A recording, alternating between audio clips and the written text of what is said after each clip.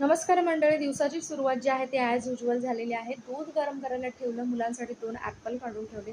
तोपर्यंत स्कूलमधून न्यूज आली होती की आज हॉलिडे डिक्लेअर केलेला आहे, कारण काल रात्रीपासून खूप जास्त प्रमाणात पाऊस पडत होता.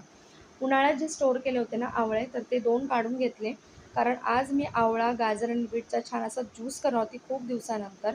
आणि याने रात्री गव्हाचं पीठ आणून ठेवलं होतं, ते म्हटलं चाळायला घेऊया. आणि हे ना पीठ चाळण्याचं काम जे आहे ते मला खूप जास्त बोरिंग वाटतं. त्यामुळे आईला फोन लावला.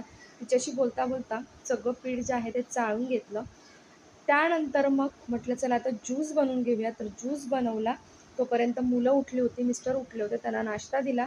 ज्यूसची जी चव आहे थोडीशी वेगळी वाटली, कारण खूप दिवसानंतर पियाली. त्यानंतर मी आली माळ्यावरती.